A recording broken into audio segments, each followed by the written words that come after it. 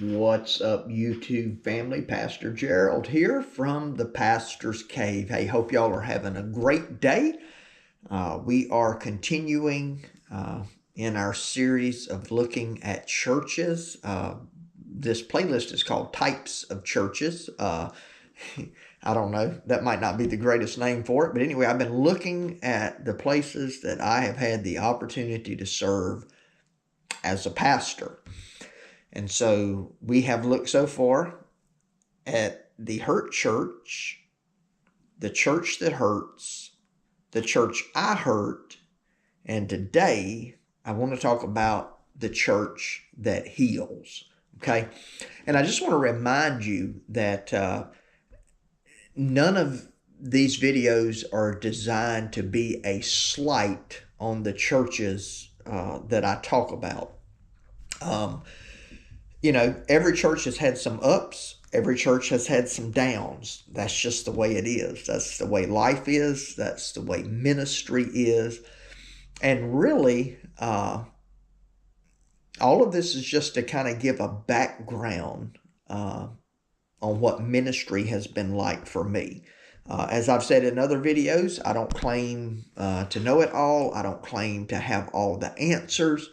I am just sharing my journey in hopes that it might help somebody else on their journey, or that it might help or encourage some members of a local church. I don't have any idea, any way of knowing who all will watch these videos. I've made hundreds of videos on my other channel, and I've got one video that's got, goodness, probably close to 200,000 views. And then there's some videos that get,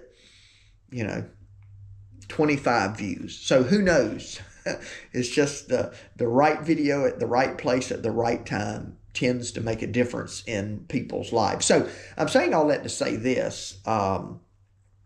Every church I've been in, there have been some good things. Every church that I've been in, there has been some challenging things. And so the point of these videos, if you've watched them, is not to pit one church against another, not to, because here's the truth of the matter. If somebody else were making a video about these very same churches, that video would probably look a lot different in some cases. So the church that heals.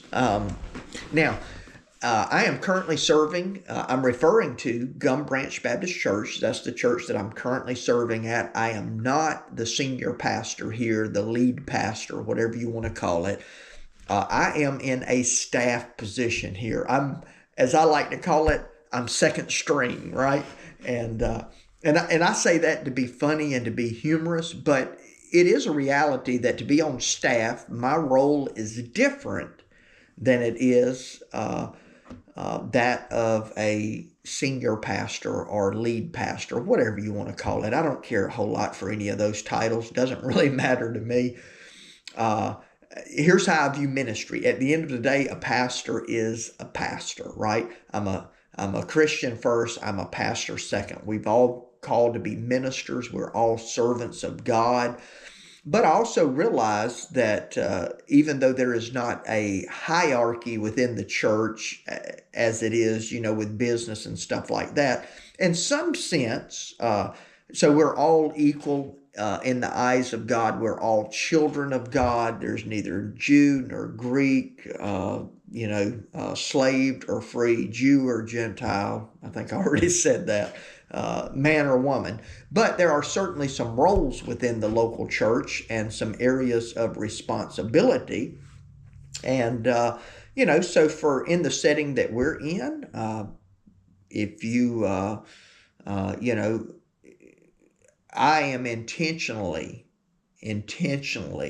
submissive to the senior pastor, right? It's not that I am not a pastor. It's that I am not the pastor of this church, right? And so, now, some of you probably have different views on that and how that works out. I'm going to do everything that a pastor does. I'm going to do everything I can to serve this church, to keep us moving forward in this community for the glory of God. But I realize that there are things at the end of the day that I do not get the final say on. Okay? Now, I'll say this, the context in which I serve, our pastor,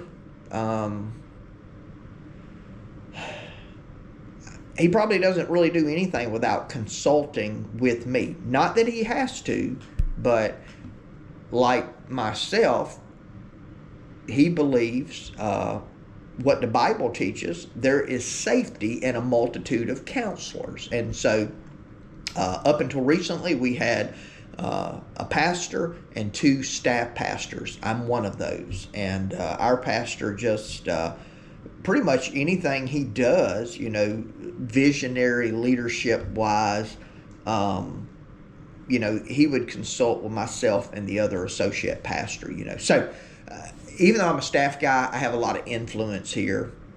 That's just the way our church is set up. But let's talk about the role here, or not so much the role, but why I would say the church that heals. So I left after about 9.5 years of ministry at my last church, and it was a rough season coming out of that. The church had just been, if you've watched the previous video, the church had just been really good to us. They loved us. They cared for it. Transitioning out of there was one of the most difficult things that I've ever done. And really transitioning out of there, not having I couldn't just say, this is the reason I'm leaving. Yes, I feel the Lord is moving us away from here, but not for any specific reason, right? So it was really challenging. Still got my finger jacked up, waiting to hear back from the doctor. Had to take that brace off some though when I'm at my desk. So it was really difficult. And now Gum Branch has been a part of my life really ever since Pastor Gabe has been here. I seen something pop up on Facebook a couple of months ago. I guess it would have been back, I think last November, which would have been November 2024. I had preached here in November of 2016, maybe, something like that. I don't know. I had been coming to Gum Branch. I'd preached for Pastor Gabe's on several occasions. I'd came over here and preached a series of revival messages for Gum Branch. Because Pastor Gabe and I are really close, have been for probably close to 12 years now. At least 11 years. When we were on vacation, we would come to Gum Branch. That's if we were on vacation and in town, we would come and worship with the church here at Gum Branch. So a lot of people at Gum Branch already knew me. Already knew a bunch of the deacons and staff, and it was kind of like a second home for us, I guess is what I'm trying to say, is if that makes sense. I guess a vacation home for us. We come every once in a while. And so we already knew the people here, a lot of the people. We love the people here. And when I left O'Quinn, anytime I wasn't preaching somewhere, this is where we came to church at. So, we would come over here and worship with the people here. And so I left O'Quinn in February. I did not come on staff here until September. So, what's that? March, April, May, June, July, August, September. About 6.5 months or so, 6.5, 7 months before I actually came on staff here. But we were attending here when I did not preach somewhere else. Now, so that's just kind of the background. So what I mean by the church that heals. So because we came in, I came in at least, I don't know if broken is the right word. I know I was tired. I just needed a reset. I needed a refresh. I needed a revival, I guess, in my own heart. And the people here, the congregation, the church, they were just so welcoming, so inviting. I mean, when we were just attending here, really before we even started the conversation about with the church at large, before we even started that conversation about me coming here, the church just included us. Our Sunday school class, class that we would end up in. Now, we weren't coming to that to begin with, but they were already just including us in stuff that they were doing. They ministered to us. So Pastor Gabe told me one day, and we were talking about another individual that was having a hard time at a church. And Pastor Gabe, I don't know where he heard this at, but he told me this. He says, sometimes God sends a pastor to a church for the church. That is, the church is struggling, they're going through a hard time. God sends a man there that really helps them to navigate through that. I believe that's what God did for me at my first church. And certainly I think he did that for me when I was at Oak Quinn. He said, but sometimes God sends a pastor to the church for the pastor. And so what he meant by that is sometimes the pastor doesn't immediately come in and help the church. God sends him to the church so the church can help him, right? And so this needs to be a two-way street. And I really believe that God sent me here because I needed it. I just needed it. And so not that, again, there'll never be another church that'll love me any more than my last church loved me, okay? But when we landed here, the responsibilities were so much less.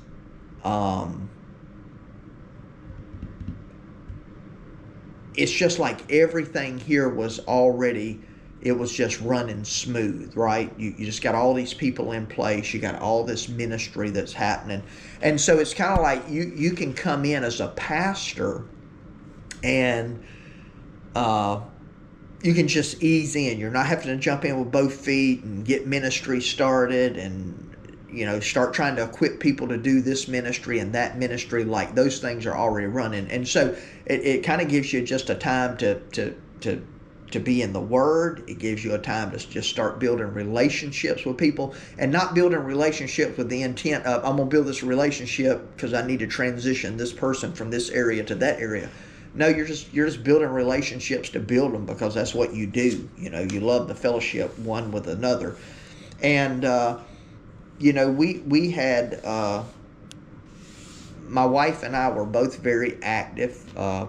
We've always been very active in all the churches that we've been in, but a lot of times, even not just me because I'm the pastor, obviously, but even her having to just go in and step in leadership roles and teach classes and all that kind of stuff. And here there was not that need, there was not that expectation, there was not that responsibility, and so it's really given us a time to be ministered to, I guess is what I'm trying to say. Now, I'm not complaining about anything, man. I love to preach. I love to serve. I have been, I get to preach. I won't say I get to preach as much as I want to because, I'm a pastor and I'm a preacher. I'd preach every time the doors were open, if I preached as much as I wanted to. But for a staff guy, man, I am really blessed to be able to preach. I mean, if I were to call Pastor Gabe and say, hey man, I got something I really want to share Sunday, I'd love to preach, he'd be like, okay, preach. And in most cases, staff guys don't get to do that. They get to preach when the pastor's on vacation, the pastor's sick, the pastor's gone to a conference, whatever it is. And so, in fact, I preach here. Well, I would preach every Sunday night. I don't want to get into the details of all this. I have the opportunity to preach here every Sunday night. Let me just put it that and leave it that way. Sometimes I preach on Sunday morning, right? And I preach on Sunday night because I was offered the opportunity to preach, and I chose Sunday night just because at that particular time, we were earlier on in our ministry here, and I didn't want to preach a whole lot on Sunday morning, and I just didn't want to give the perception. I didn't want to create a situation in the church where the church was looking to two people as being their pastor. This may not make sense. I didn't want to cause any division. So, so you almost have, if you're active in a church, that you have two different churches, right? You have a Sunday morning church, you have a Sunday night church. They're just different. Not that, and by different, I mean, you don't have as many people come on Sunday night. All right, so it is the next day. My camera just abruptly died, and I couldn't get my computer to charge it for some reason, and I didn't have a charger over here. Excuse me. Got busy yesterday and just never got back to a place to, well, I didn't take my GoPro home and charge it until last night. So anyway, so what I was saying is we decided, and this could possibly change over time. Ultimately, this is Pastor Gabe's decision, and I respect that. But we just decided, if he did the mornings and I did the evenings, that would keep us with the same consistent crowds. So I guess the whole point of that is, man, I'm really blessed to be able to preach. But the whole point of this video really is just because I have, titled this one, The Church That Heals. This church is just, Gum Branch has just really given us an opportunity not only to minister, but to be ministered to. Now, I am not saying that in other churches I've been at, I wasn't ministered to. There's a big difference. In other churches I was at, I was ministered to, and I know somebody's probably going to say, oh, you just got to depend on the Lord. Well, you do depend on the Lord, but the Lord uses his people, and so don't forget that part, right? In other churches, though, as the pastor, sometimes you either A, don't have, or B, don't take the opportunity to be ministered to, and I can remember at my last church, I was always go, and that really hasn't changed in some sense. But, I can remember, a couple of my deacons there saying, hey, you need to slow down. You don't need to do all this, so, it's just one of those things. So we've been really blessed and fortunate here. Of course, this is a story that's still being written, we don't know how long this chapter is. However long the Lord wills. Months, years, decades, who knows, right? But I'm loving it here. And honestly, I could say, with the exception of one situation, I could say that about every church I've been a part of. I just love the church. I love being at the church. I love serving the church. And, and even in the bad experience, there was still a lot that I loved about the church. It was just, you don't want to, the battle. So if you think about this ministry, the battle is supposed to be out there. Right? in the darkness and the rebellion, right, of the world.